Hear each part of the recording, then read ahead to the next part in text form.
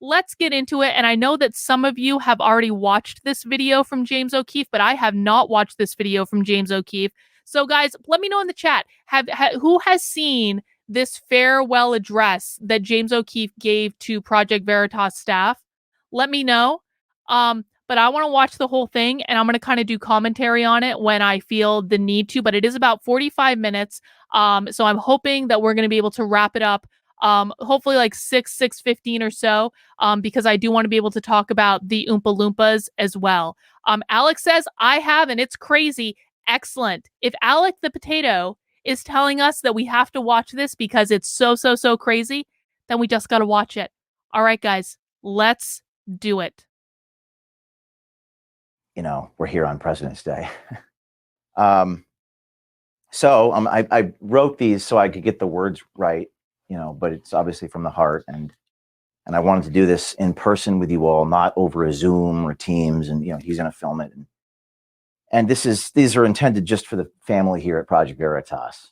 You know, this is just for us. I recognize that when you send something out to 60 people, bullshit. They wouldn't be filming it. James O'Keefe would not have been filming it if he intended it just for the family at Project Veritas. James, don't bullshit a bullshitter. I'm not saying anything bad about that, by the way. I'm just saying that. Does it have captions? I don't know if I can do captions, Sam, because this is a Twitter video. But if you turn on I don't know if you can turn on if they're doing automated captions as you're watching on my channel. I can't turn on captions, guys. I'm sorry. There's no captions to turn on. I would if I could. But I'm not going to do that today. So I just wanted to tell you the truth. So I'm going to read this, and I'm going to try my best to, you know, speak from the heart, but I did write these words, and I want to tell you what's going on. So here we go. It's going to take me about 15 minutes to do this. Journalism is reporting. Okay, people are saying, here's what needs to happen. If people have a video that I can watch with captions, that you need to tell me where the video is. The full video. Okay? Because saying that you saw, like, I want to be able to solve the problem for you guys. I really, really do. But saying I saw a video with captions does not tell me where that video is. I would love to be able to provide the captions to you. I just don't know where they are. This is the only video that I've seen. I had meetings all day up until this point.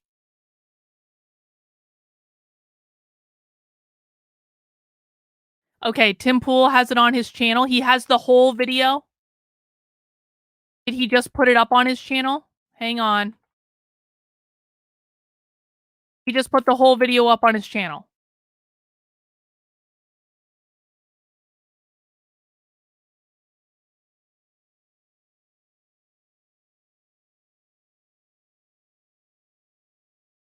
I do not see the whole video on Tim Pool's channel. I'm looking at his Tim Pool channel right now. I do not see the video. Oh, there it is. Okay, never mind. I did find it. Okay, you guys are right. Okay, hang on one sec. One sec, please. I am rather loath to give Tim Pool the views, but whatever. Okay, captions on. All right, take two. So there we go. I'm going to read this, and I'm going to try my best to, you know, speak from the heart, but I did write these words, and I want to tell you what's going on. So here we go. It's going to take me about 15 minutes to do this.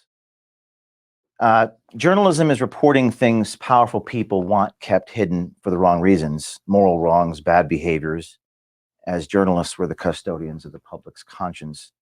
And as we've gone deeper and deeper exposing and illuminating corruption, the lies hidden from public view, the line that separates good and evil becomes more clear. Not just in the institutions we investigate, but within one another. Throughout my 13 years doing this, our mission has evolved from simply being about exposing the truth with some hidden cameras to something more transcendental, giving people hope, right? That's what we do. And I'm going to stand here because I just feel like I'm filming a video for the audience. And as we ascended into that higher purpose, which I think we all understand that we have suffered through triumph and disaster along the way in a similar fashion to what I wrote about in my book. You know, the first chapter was called Suffering. So the line that separates good and evil passes not through the states, nor classes, nor political parties, but right through every single human heart, to quote Solzhenitsyn. So that line in the sand becomes more clear the deeper we go in investigating these powerful institutions. So over the last few weeks, I have felt a lot of despair and seen a lot of evil, and felt overcome with various emotions over the last few weeks. You could say I've seen glimpses of heaven and hell, of darkness and light. But what I take away from these is the gratitude that I have for many of you, for most of you. And there is such goodness in so many of you that I have seen, and I am grateful for that. And the generosity and goodwill we have steadily built over the past 13 years with so many people. I've received thousands of text messages and phone calls from people all over the world concerned about my well-being. But as I was going through this process, I reflected upon my appreciation for many of you. What makes us great is that we do this work because we actually believe in it, right? We actually believe in this. It shocks people that we do, and we have a passion for it, and we have principle. Like, I know, we don't sell out. I think that's fair, at least most of us. We have a passion for doing the right thing in a visual way, no matter what. That's what binds us. I know many of you have experienced this despair alongside of me in the last couple weeks. One of you just told me the other day that you'd go work at Walmart at the night shift so that you could do this during the day.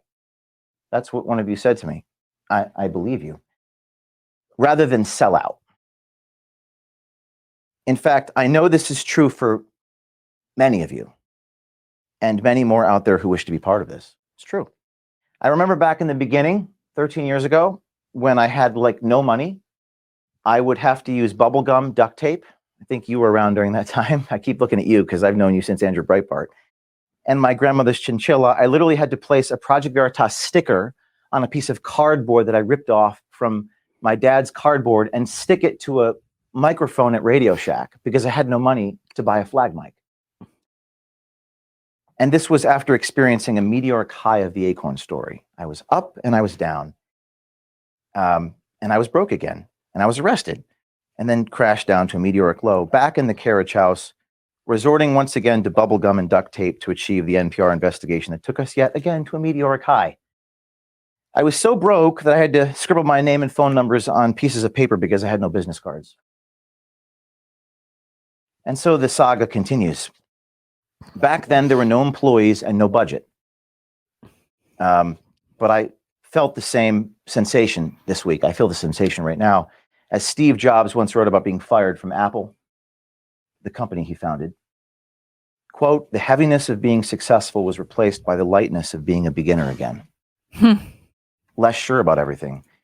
There is something very beautiful about a beginner's mindset. I write about this in my first book. It's called Zen Your Work. It's about putting mindfulness into your work experience. And, it is a very liberating experience to go back to that kind of entry level because, it can be hard to lose everything that you've worked for 13 years, but there's a lightness to starting again. And it also can relieve someone of burden. And so the reason that I say that is that, everything can be interpreted as either a good or a bad thing. It just depends on your perspective. Some might see James O'Keefe getting pushed out. He did not resign. He got pushed out. I'm going to say it again and again and again. Some might perceive him getting pushed out of the company that he built as a really negative thing, as a low point. But what happened when Steve Jobs got pushed out of Apple? I love that he's taking this perspective. It shows you that his mindset is in the right place. Exactly, Stephen. Hitting rock bottom releases you. It releases you from burden. It releases you from responsibility. And you can start again. It strips you of all of the unnecessary bullshit. And it forces you to look again at what are the most important things to you. So if you ever find yourself in this type of position about you've worked so hard for something and you achieved your goal and then it just gets stripped out of you, because many of you are going to find yourself in a position like this over the course of your life. It may not be this specifically, but it'll be the similar thing. Remember that your perspective is everything. If you lose a job someday and that is a job you've had your entire life or your entire adult life, and you just don't know who you are without this job, that might free you up to do the thing you're supposed to do. So it's important that you remind yourself that not every ending is a bad thing. An ending can simply be a new beginning. Freed me to enter one of the most creative periods of my life.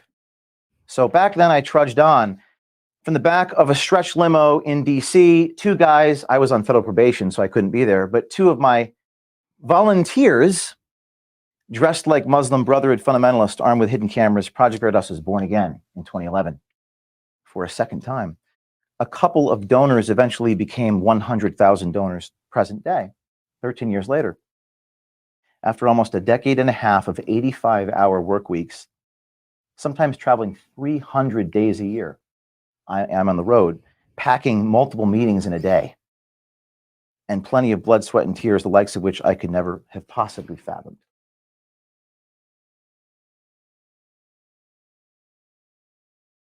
The external threats and pressure inflicted against myself and some of us has been unimaginable. I'm going to summarize them.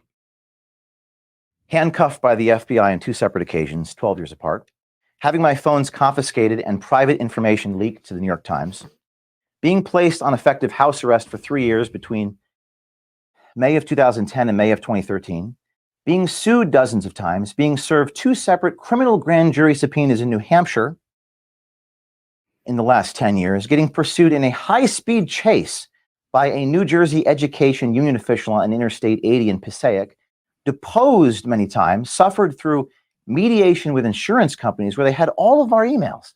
They had everything. But they evidently didn't have anything on me. Getting my home raided by the FBI, having my loved ones put in handcuffs in the hallway, and having our office destroyed by a hurricane, literally a hurricane, which forced us into a temporary workplace before rebuilding and stirred up disgruntled employees, including grievances about me, which I will get to in a minute. The list goes on. Even so, as a former board member told me 10 years ago, Project Veritas will never be stopped from the outside. It will only be because we stopped ourselves, right? Mm-hmm. I'll get to that too in a minute. Prophetic as it may be, that is exactly where we find ourselves in the situation today. A situation where I have been stripped of my authority as CEO. Forced out. Removed from the board of directors. I bet you didn't know that. Forced I'll get to out. that in a minute. Contrary to what public statements may say. Not resigned. Forced out. And by the way, I have copies for this. I will not give them to you yet. I will give them to you after I'm done. And there are board minute meetings, which you'll all get a copy of, that read as follows. Quote, James O'Keefe indefinitely suspended as CEO without compensation. Wow. Yes. February 10th. Quote, February indefinite 10th. suspension of James. Are you shitting me? Are you shitting me? They lied. Project Veritas in their initial statements about this lied. Project Veritas flat out lied. Everyone go fucking unsubscribe and unfollow Project Veritas right now. They lied. If you haven't already, I know many of you have. They lied. O'Keefe from the board, dated February 10th, 5 days before the statement, saying that I'm still the CEO. I don't know why this is happening now, or specifically why this is happening suddenly right now. As you know, at the helm of Veritas, I've never allowed or entertained speculation. I only report the facts. I think you know this. You're involved in hiring. But don't you know that so many people want to go beyond the facts? I'm adamant that I'm only going to stick to the facts. So much so that sometimes we don't hire people if they want to pontificate and opine about what's going on in society. And I've had people leave because they don't agree with this vision, okay, of what a journalist ought to do. But fortunately, I have recordings and documents to back up everything I'm about to tell you. So everything I'm about to tell you, I have documentation and proof. So you don't have to say I wasn't there. You can listen to it and watch it for yourself. See, this is how it's done. This is what I said from the very beginning when all this bullshit started. I was like, Project Veritas doesn't have video and recording of any of this, and they want me to believe that James O'Keefe is a horrible, impossible person to work for. And like I've always said, there's no doubt in my mind that James O'Keefe is an asshole. I do think he is. But that's not the same thing Like sometimes you need the asshole to lead the organization, right? And that's not the same thing as him being untenable to work for. It just means that he's a demanding boss. I mean, demanding bosses exist all over the world. Powerful organizations get built on the backs of demanding bosses. There's nothing wrong with that. And I said from the very effing beginning that if they didn't have video, I didn't believe them. James O'Keefe has video. James O'Keefe has audio. James O'Keefe has documents. That's why I believe him.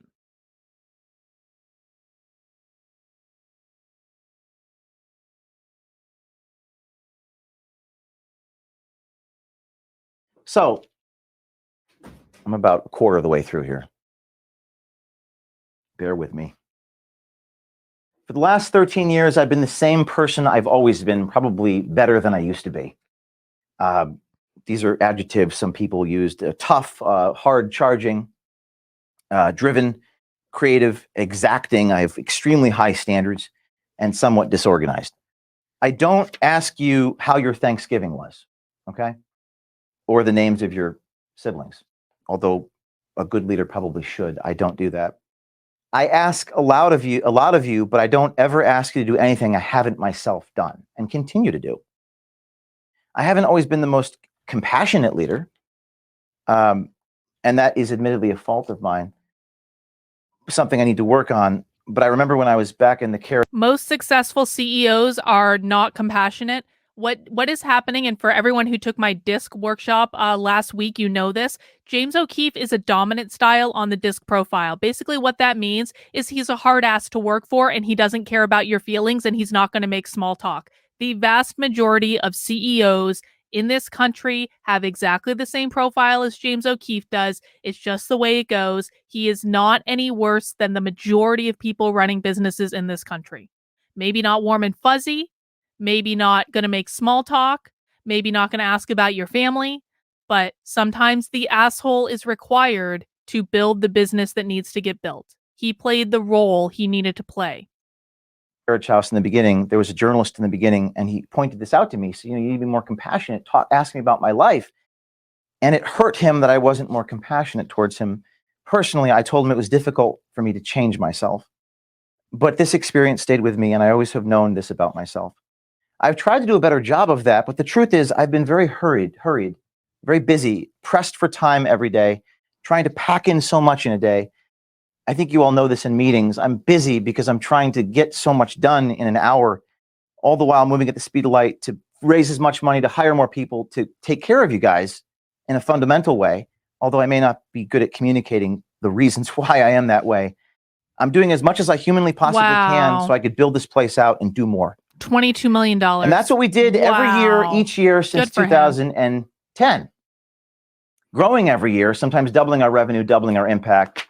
I have a chart here, which again, I'm going to hand to you, the chart of the growth every year. I have never slowed down. I recognize that perhaps I should, but number one, there's a trade-off to slowing down.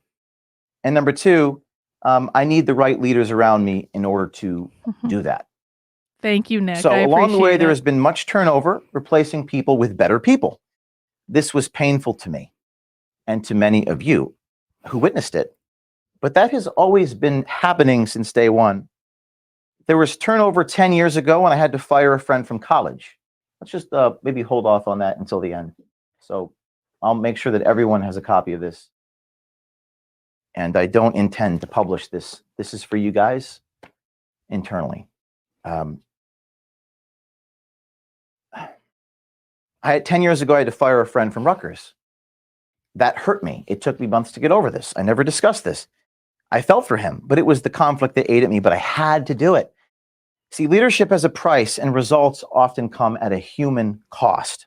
Maybe fewer in this world, present day, are willing to pay that price. Many people want the fruits of leadership, such as its power, results, Twitter followings, secondary effects. But the price of the responsibilities, burdens, trials. You know, there was something that happened when the Pfizer videos were coming out, and I kind of was like, it didn't strike me as weird at the time, but now in retrospect, it kind of strikes me as weird, and I want to share it with you guys. The chief of staff at Project Veritas. His name is Eric. Eric is one of the signers of the memo that got sent to the board with all of the grievances against James. The chief of staff on Twitter was going out of his way to try to make sure as many Project Veritas employees were getting as many Twitter followers as possible. Like, he was actually making this a game. He's like, and they were framing it in terms of like, oh, look at all these amazing employees in the Pfizer video. Like, it's like, especially the guy who like held the camera as like he pushed the Pfizer guy who was like, you know, just going out of his mind. And I actually thought it was kind of cool at the time. I was like, oh, they're promoting all the employees. And the chief of staff was like, let's get this person to 100,000 followers and this person to 100,000 followers. And it was kind of nice. But now looking back at it and listening to James say, you know, leadership isn't just about Twitter followers. I'm kind of wondering, was the chief of staff doing that because he knew this was coming and he wanted to make sure that other people at Project Veritas had Twitter followers and it wasn't just James? If they were going to be losing James, they wanted to make sure that other people were lifted up as well. I don't know the answer to that. I could be making it up, but I think it's interesting that James O'Keefe just mentioned Twitter followers. Hardships, difficult decisions, or just sheer suffering. I don't think people want that. And all through the years, things fundamentally continued on an upward trajectory for this place, albeit turnover. And I'm a hard guy to work for sometimes. We file our annual tax return. A public tax return is required by the IRS. And my compensation is set by an independent board of directors via a compensation committee. 4 times a year, our chief financial officer has submitted company financials to the board. That's every quarter. And our board approves it in quarterly meetings. All 3 members of the C3 were present, and we have subjected both the C3 and the C4 to audits from outside independent accounting agencies each and every year. That happens. That has always been happening. Nothing about how I've conducted myself over the past 13 years has really fundamentally changed. Until now. So what has changed in the last 3 weeks? What has changed? The only thing that has changed is that we broke the biggest story in our organization's history. You know that one I'm talking about? Pfizer. The last week of January, with 50 million views. That like broke the record by like 10x. Our video became a global phenomenon. It was about Pfizer and one of the directors discussing mutating the virus. Our confrontation video, where he locked me in a pizza restaurant. I really appreciate it. And he smashed the equipment and called the police. That became a phenomenon and was riveting television for our audiences glued to their screens. That was an amazing video. It was so good. That was probably one of my favorite things. It must have been so fun. It was just really unbelievable. It was like true to be false and seemingly too false to be true, but it was real. If someone else is here, you can let them in. Hello, come on in. Just giving a few remarks to the team here, so you came at the right moment. So the only thing that changed were these videos. Outlets in India and China cover the story, and our social media exploded like never before. Our employees and board members' Twitter accounts also exploded like never before. Pfizer even put out a non-denial denial, like you always capture these things, where they basically admitted they were mutating the virus, albeit they buried this admission in jargon. But it was still an admission. And it was extraordinary that Pfizer responded to us with an admission, not denying that this guy was who he was. What an amazing turn of events. That is the only thing that's changed in 13 years of me being who I am. And then suddenly, an unusual emergency happened just a few days after that. I think we have one more person here, if we could let him in. So suddenly, an unusual... I want to say, guys, hang on. And I'm going to take... I want to say, because I do see people in the chat and like on other platforms too, talking about how they blindly followed the staff of Project Veritas. This is not the fault of most of the staff of Project Veritas. The staff of a lot of the staff at Project Veritas probably do not agree with this. And a lot of the staff at Project Veritas are probably really upset by this. And they're probably reeling right now. So the people who are to blame for this are the board of directors at Project Veritas. It's not the staff. We don't really know who was involved in all of this and who wasn't at the staff level. These are people who believe in something. These are people who work really, really hard. And I just want to make sure to caveat everything with like, this is not the staff's fault. This is the board's fault. And everyone should just be mindful of that and not go after the staff. Get through this. I'm going to take you through what happened. Some of you don't know these things. Hello. We're talking about the story we broke. An unusual emergency happened. On Thursday, February 2nd, that's a few days after the Pfizer story, I was informed by an officer of Project Veritas on the phone while en route to the airport that he would resign unless I stepped down as CEO. We've been having a conflict of visions, him and I, over fundraising.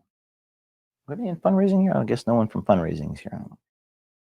There were tactical disagreements about the boldness of approaches soliciting donations. I was told, and I'm paraphrasing, by asking for X dollars right now, you will prevent 10X dollars down the road.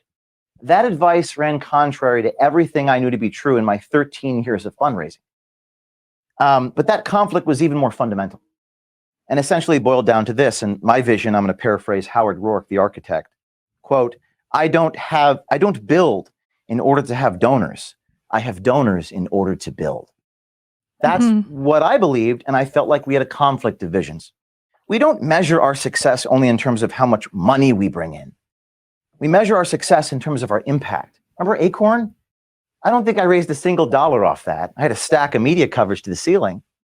We measure our success in terms of what we produce, not just in terms of our wallets. That was a pretty fundamental conflict, I felt. The day prior, I had informed him in front of his colleagues that if he wasn't willing to follow my lead, he'd be shown the door. I tried to deal with it privately, but I was unsuccessful. And the disagreement boiled over publicly in a staff meeting. Oh, the next day, this individual refused to resign, so I fired him. Good. Later that same day, that's Thursday, February 2nd, a few days after the 50 million viewed Pfizer videos, I was informed by a different officer of Project Veritas that he would go to the board in a few hours from that moment and have an emergency vote to restructure this company. Receiving an agenda in my email while I was sitting on an airplane tarmac with the doors. What James O'Keefe is telling us right now is this was an internal coup. It was an internal coup. This is the CFO, the chief financial officer, and the chief operations officer, one of whom has pronouns in their LinkedIn profile, staging an internal coup against him. Closing. The meeting was scheduled for the moment that my plane landed in Nashville. Exactly what I said happened the night that all this broke. It became clear to me in that moment I would be removed from my position at Project Veritas by the time I landed at my destination. I bet you didn't know that. I have a copy of the emergency meeting here for you guys to take a look at. It's in writing. You could read it. You don't have to be there. You can read the minutes. They're official board minutes. They're written by a lawyer.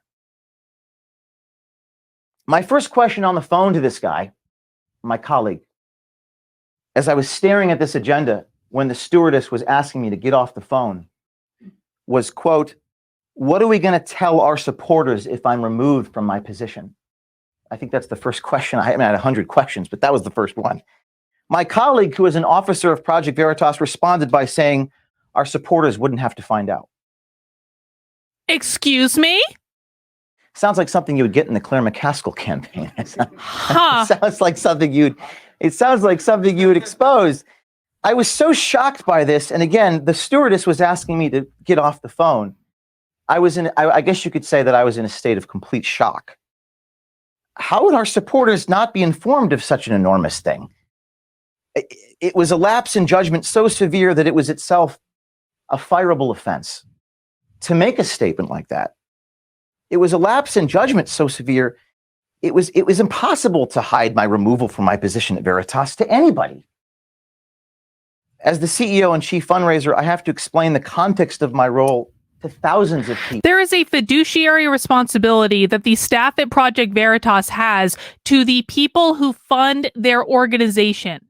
James O'Keefe is absolutely correct when he's saying that if an officer of the organization does not want to tell the donors of the organization that they have removed the person that built the organization that most of them donated the money to because of his involvement directly, that is absolutely a fireable offense.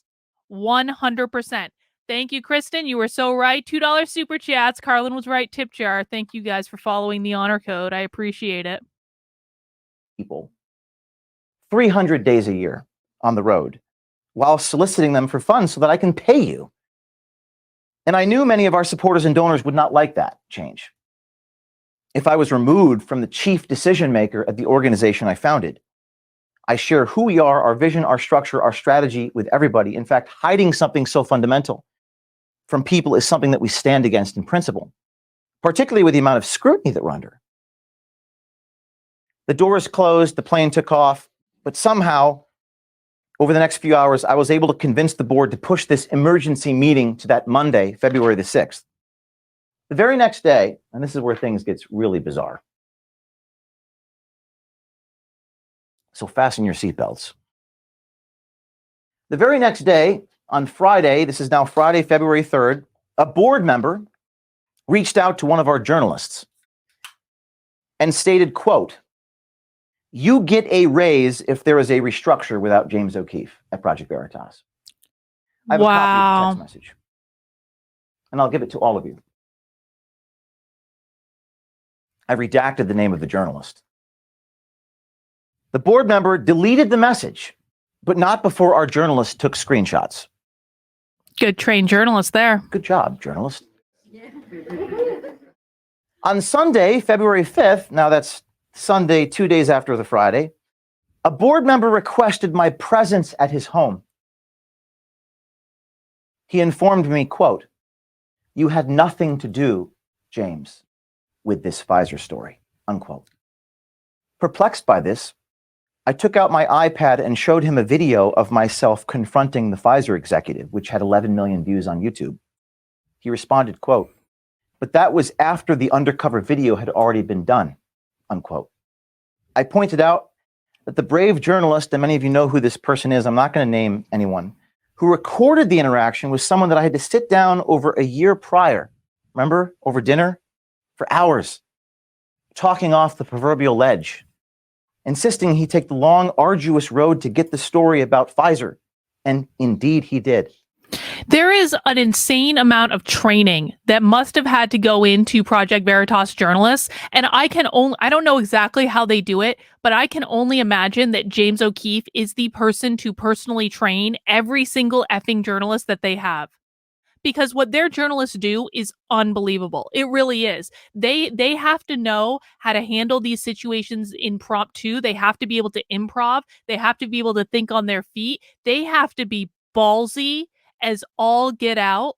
To say that James O'Keefe had nothing to do with the Pfizer story, I don't care if James O'Keefe was ever on video at all during the Pfizer story. Simple logic tells us that the only reason that they were able to get the Pfizer story was because of the journalistic style that James O'Keefe invented, that he then cultivated and trained an entire team of employees to be able to execute. What he has achieved in training any number of journalists to do what they do is a miracle. And I really hope people understand that. It is not easy to train people to do what Project Veritas employees do. I can barely train people to communicate effectively to the person sitting in the cubicle across the hall. That's how hard people are to train. Because people don't like to listen, they don't like to do things differently. It's like training people to do anything is extremely difficult. You're telling me this man had nothing to do with it? Please. And that's right. That's probably why he's such a hard boss to work for, because he has high expectations. The board member responding to me saying that said he did not know that, and admitted that another board member was persuading him to the contrary. In the meeting, we're fast forwarding to Monday, 2 weeks ago. On the 6th, I offered an apology letter to the board for my tone of voice in the office at the leadership meeting the week before, that I intended to also share that apology for my tone of voice with our staff. But the board refused to accept my apology, nor believe that it was sincere. They also did not support my sending it to the staff. I imagine many of you didn't even know that I drafted an apology. Then I was subject to a 6.5-hour listing of grievances, which included taking black cars to meetings. I don't know the significance of the color of the vehicle. And taking a few charter jets over the years to pack multiple PV meetings in a day. One of those jets, I think we had a meeting in New York, Wisconsin, and California in the same day, and it raised $2 million. But the revenue part was omitted. There was also some truly bizarre grievances, including my failure to record audio in one encounter at a bar in upstate New York, and an allegation that I stole a pregnant woman's sandwich in federal court. There were also discussions from a few staffers with donors in the boardroom. Donors were listening to some of this, and some of these were sent directly to donors without my consent. Donors who have no knowledge of my personal life and have no business asking questions about my personal life, about girls I've dated in the past. Wow. A fundraising colleague relayed, and again, this is going to start getting really strange, but Can I just encourage everyone, and I say this as someone who has had lies and gossip spread about her personal life that mostly are really large fabrications from what actually happened. The minute that people start talking about other people's personal lives is the minute that you need to know everything coming out of that person's mouth is bullshit. I'm sorry. Unless someone is responding to something that someone has said about them, like if someone comes out with, did you know they did XYZ, or did you know they like this in bed, or did you know there's this photo of them, or did you know they dated this person, or did you know about their relationship with X, Y, B, and Z, blah, blah, blah, blah, blah, blah, blah, blah, blah. They're just doing it to smear people. These things are none of our business. This is why the Jack Murphy thing always kind of left like a really bad taste in my mouth. This is why the Eliza Blue thing leaves a really bad taste in my mouth. This is why anytime someone's personal life gets dragged into it, it is always just about the smear tactic. It's about creating some sort of moral purity test. It's about creating a woke cancel mob. What people do in their personal lives and in their personal communications is no one's business. And I really hope people start using that as like, if someone is putting this stuff out there, they are not the good guy. They're not doing journalism. They're not just telling the truth. They're not bringing receipts. They are engaging in a smear campaign, and that is all that they're doing. This board meeting was video recorded. We'll get to that in a minute. A fundraising staffer relayed, quote, concerns about my behaviors regarding videos where I, quote, literally chased a Twitter executive around New York. By acclamation from all of you, in 2022, that video about the Twitter chase was one of the most successful videos. But yet, your colleagues in a boardroom were expressing concerns about it. Every board member previously communicated their love of that video, but none pushed back in that moment when the staffer criticized it. Why? The attacks were so severe against me personally in that boardroom, and again, this is all video recorded, and I suggest that you ask for that. I will not provide that to you. The attacks were so severe that one board member asked, quote, is there anything James O'Keefe is good at?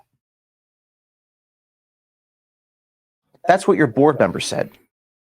Oh, and by the way, this meeting was video recorded. I'm going to keep saying that. You may want to ask existing board members if they want to share that entire video with you. I suggest you request the entire 7-hour or so video to see for yourself what actually happened. No, nothing's a violation of labor law. There.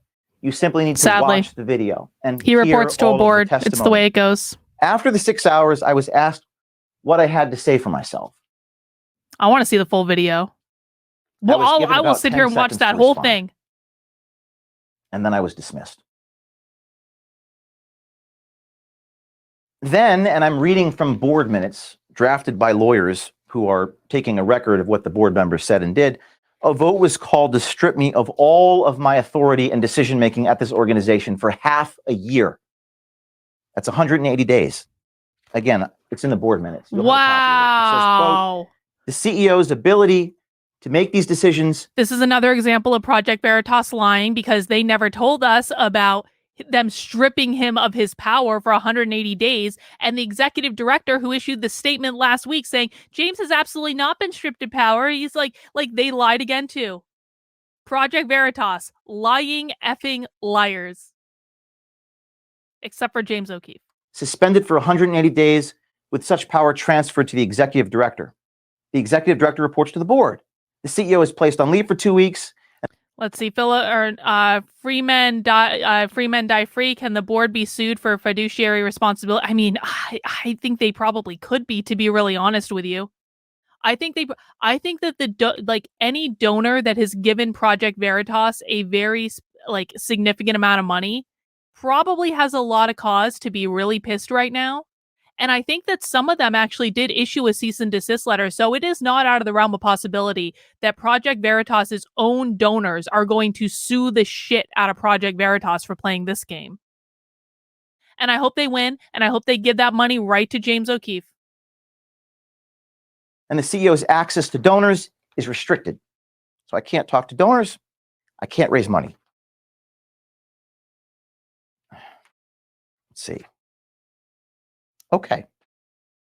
My first question before I was dismissed, I asked how the remaining team will manage the company and what the plan was. That's something you had said. What's the plan? But they didn't provide one. It was clear they didn't actually have one. And then I was dismissed. So I went off the grid as requested. Went hiking with Kennedy in the mountains. Within a few days of going off the grid, I started receiving missed calls and texts from the same board members and officers who demanded I be gone. They informed the staff that they're waiting to hear from me. I found that odd. There was a corporate resolution demanding that I be gone for 2 weeks. I was a little worried about violating the corporate resolution. Wouldn't you? This was while I was commanded by a motion of a board to be literally gone on paid leave for 2 weeks.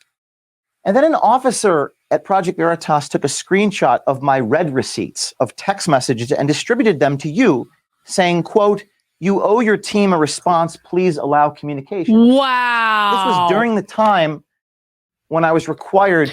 They were trying to set him up. They were trying to set James O'Keefe up to turn the staff that he still had on his team against him. So I want people to pay attention to this because people on the internet do this crap all the time. They were taking pictures of the text messages to show the staff, oh, look, James is getting our text messages and he's just not responding. He must not really care about this. Aren't you curious about why he doesn't care about this? They're showing it out of context. When they're not telling the staff that they told him to do this, and now they're trying to trick him into breaking what the board told him to do, or they're going to use it against him to turn the staff against him. By the board to be gone. Then,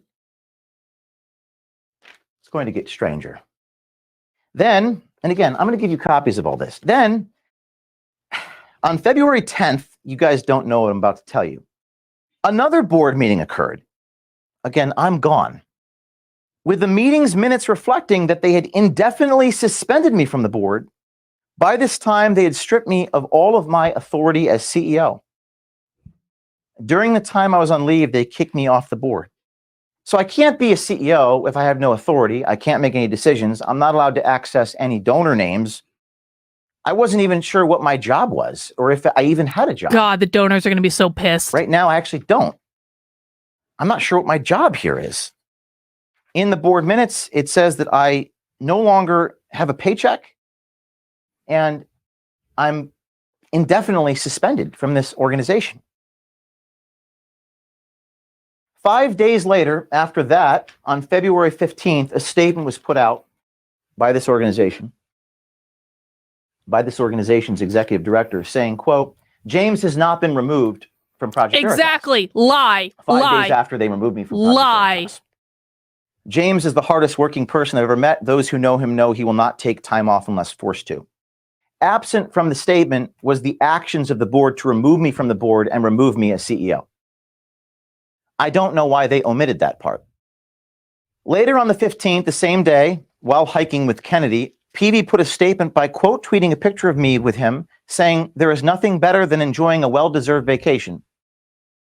That tweet failed to mention that by then I had been removed from the board and indefinitely suspended as CEO. Wow, I didn't know that. Why I didn't see they that put tweet. that part in? This is where things get really messed up. A few days later, an officer sent an email to the board with bizarre hyperbole and innuendo about certain expenses related to our business needs. These included, and you can't make this up, that Project Veritas paid for James O'Keefe's down payment of his wedding. I got a chuckle out of this. I'm not married. I've never been married. I do hope to get married one day. In fact, I got married to you in Oklahoma, but that was pretend. That was fun. Everyone enjoyed it. We rented a charter bus. We all went down. Everyone enjoyed that musical, or at least I thought. I'm not married, but the truth of the expense, the $12,000, was that it was a payment for our annual Project Veritas Christmas party. Remember that? You guys were there? Some of you brought your spouses? The officer lied by omission, excluding the purpose of paying the $12,000 for the wedding venue. It looked like Project Veritas was reimbursing me for a wedding venue. Why would the officer lie like that?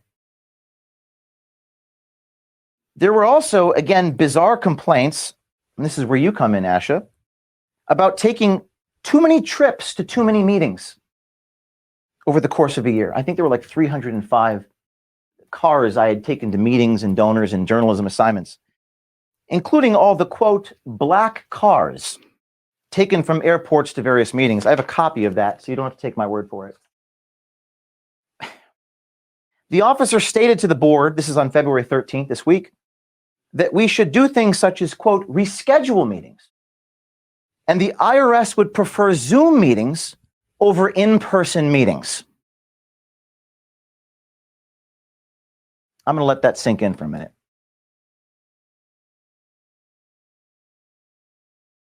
My lawyers got a real laugh out of that one over the last couple of days. And again, I have a copy of these. You can read them for yourselves. The wedding, there's a line item here. It omits the purpose of the expense. It was for a project. You were there. You were dressed in your amazing Christmas clothes. I remember it was beautiful. It was like a Christmas PJ blazer thing you had on. That was that one. You were there. It wasn't a wedding. It wasn't a wedding. Thanks for bringing the outfit. It was a great outfit. I remember, that was what I remember from that. And we sang "Oh, What a Beautiful Morning," but it wasn't, I didn't get married. It was a Project Veritas Christmas party. Our Christmas party this year cost about twice as much. That one was about $12,000. Okay. And I have the line item here that sent to the board about the black cars. Too many car trips. And by the way, Zoom meetings over in-person meetings is not how you raise money and not how you conduct your journalism. It's hard to get the content over a screen. Ask our journalist if that works to produce a story. In fact, I would maybe ask you guys to ask these guys how you're supposed to do your jobs without taking, quote, black cars around. I don't know how I can do my job here if I can't transport myself around the United States. It actually doesn't make any actual sense, does it? None of this makes any sense. And why is it all happening right now? Because of Pfizer. Those are the questions I have. I don't have answers. You guys are journalists. Maybe you can go find the answers. I don't know. After this series of events, I wrote a letter to the board on February 16th with the proposal. Many of you have not seen this, but this is what I sent to them, which I guess they haven't shared this with you, but I'm going to share it with you now. With a proposal that the board members resign by the end of this past week. We're now past that point, or I'll be forced to walk away. And this is what I wrote.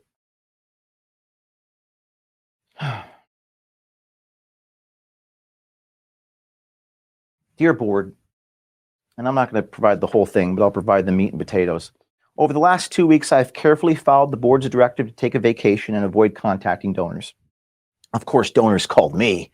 My phone was being lit up with thousands of phone calls. One donor even, I posted a video. She was upset about how she was portrayed in the grievances. Remmers was her name. Mm-hmm. She posted a video saying the grievance was a total lie. My understanding is one of the officers of this organization responded to that by calling the donor a liar. The officer wasn't there. Wow. Why would the officer call the woman with the sole authority on the matter who was there? Why would he call her a liar? Why would they call a donor that gave them $75,000? And again, I want to emphasize that particular donor is very well known in the conservative space. Like, everyone I've ever talked to about conservative fundraising knows that particular donor because they are wonderful people and they are very strong supporters of conservative causes. Why is a Project Veritas board member calling her a liar?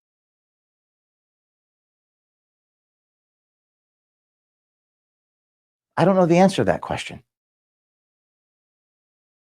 Your actions over the same period to undermine Veritas and its... Let me tell you this. I'm almost personally offended for her because of all the people that I have met in the conservative space, that woman and her husband are two of the most authentic, genuine, kind people that I have met in the last 3 years. I think she's great. And I don't even know that woman would be able to lie if James had put her up to it. Because that's she's like me. She says what she thinks. Oh God, that is so offensive to me. Future, including airing confidential employment matters publicly, has broken trust. I cannot in good conscience return to such a mismanaged organization. I have not responded privately or publicly because there is no rational, appropriate response for the emotional circus that has been created by your actions. I expect the board to resign by the end of the week. Project Veritas, including any employees who choose to stay, will go on under my leadership with newly appointed professional board members and officers prepared to exercise their duty of care and duty of loyalty to the organization. That's what a board does. They exercise duty of loyalty and duty of care. What they shouldn't do is try to destroy an organization. That's not what a board member does. I will return to work on Monday, that's today, and work with the remaining team to go forward with our mission. Short of this action, I cannot in good faith return to the employment of an organization with leaders who are attacking me personally, making false and unsupported claims of improper management of resources about weddings and black cars, improperly airing employment issues related to me and others at Project Veritas. I did not leak that document, and I would swear to it under oath. But it probably wasn't the best idea to march employees into a boardroom. That's never happened in any boardroom in the history of boardrooms. And that's one of the reasons why our donors are so upset. That doesn't happen. Ruining our reputation in front of supporters and donors and leaking confidential information and fabricating stories. One of our ethical rules is we don't lie to our audience. I've never lied to our audience in 13 years. But I was stripped of all decision-making last week. And you guys This is so upsetting. Lying to your audience. This is so upsetting. And there's nothing I could do about it. Because I was stripped of all my decision-making. I was removed from CEO. I was asked to be gone until the 20th. It is now the 20th. I asked the board to resign for their conduct, and they did not. So currently, I have no job at Project Veritas. I have no position here based upon what the board has done. So I'm announcing to you all that today on President's Day, I'm packing up my personal belongings here. I don't really have much in this room that belongs to me. I guess a painting, a diploma, some personal things. It won't fill much. Maybe it'll fill my Kia. I'm packing up my personal, I'm starting to get emotional, from headquarters, and I'm intending to start anew. I don't have the answers to why they've been doing this, or why board members were going directly to employees to collect grievances on the week of our biggest story ever, or why our board members were going to employees directly to discuss removing me from this organization, even saying, I'll give you a raise if James is removed. That might be illegal. I don't know. But why would they do it the week of our biggest story ever? But I'm confident that those reasons and motivations will come to light. To borrow an old expression, the public has a right to know what has happened here and why there was a concerted effort to remove me from the organization I founded the same week of our biggest story ever had. Almost done. This is very difficult. And I'm filming this for the staff. Sorry you couldn't be physically here, but this is for internal distribution. He knew it would get leaked. I'm sorry. He knew it. He knew it. Many of you.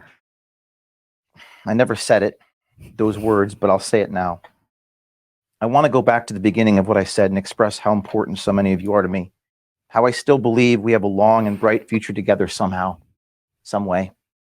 And to share my profound appreciation for many of you. When I left the office, and this is where I'm going to get emotional, so please forgive me. When I left the office on February 6th, after being stripped of all my authority, I saw my father and gave him a hug, realizing just how honest and real of a man he is. Both my parents are as genuine and down to earth as a son could ever have. It's true, you never really know someone until you go through hell with them. You see, back in the carriage house 13 years ago, the feds would come to my home to make sure that I was inside my house, administering random drug tests and rifling through my expenses to make sure I wasn't lying about the strawberry ice cream I bought at 7-Eleven. I didn't have any money, but they went through my debit card statements and tried to get me to sign things to prove I wasn't lying. There were federal agents showing up at my parents' house. There were no donors. There were no supporters. And I was not trending on Twitter. My father went through this hell with me and stood up to those bullies on the front lawn and told them to stop harassing our family. And at that point, that's all I had, was him. I was otherwise completely alone. I will never forget that. Now the good news, we're no longer alone. We have millions of Americans who also know who I am. In fact,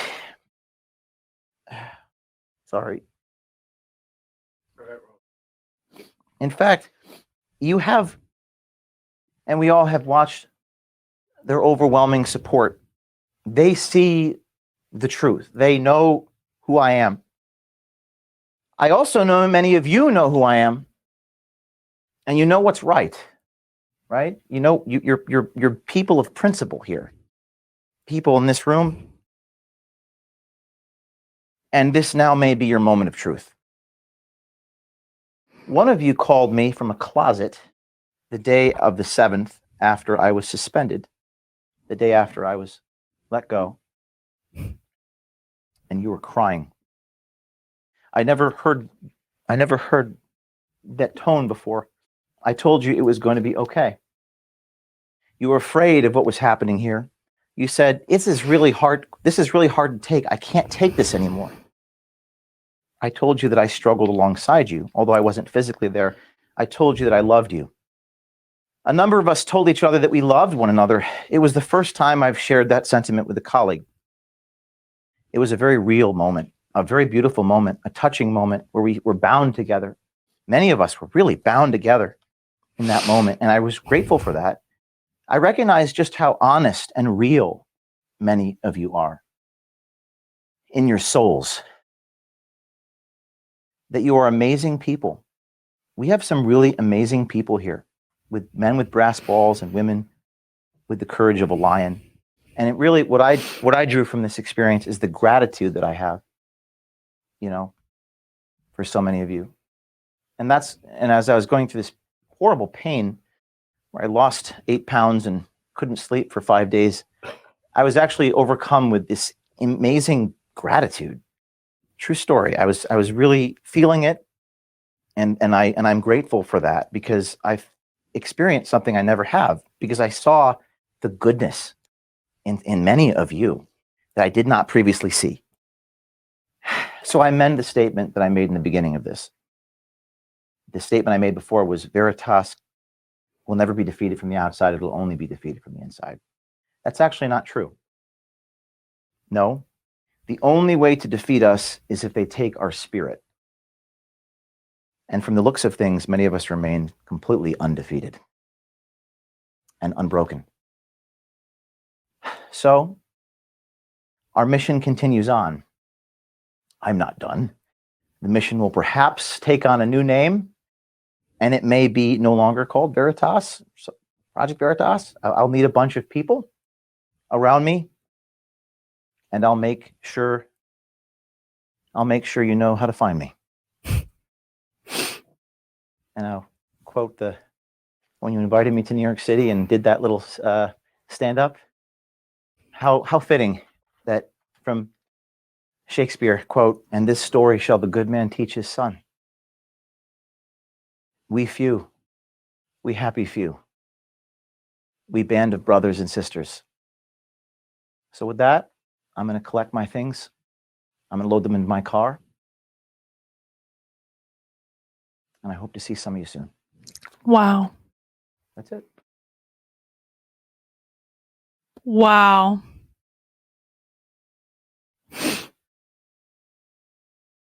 I cannot believe they did this to him. No, I take that back. I can absolutely believe they did this to him. I can absolutely believe they did this to him. This is why people can't have nice things. I agree with James that I don't think that this is going to be the end. I think that this is going to be the beginning. Like I said at the very beginning, this is like when Steve Jobs got fired from Apple. And sometimes you need to have everything stripped away in order to do the thing that you came here to do. But good for him for showing people what really happened. Good for him for bringing the receipts. I hope we get to watch that 6-hour board meeting that was recorded someday.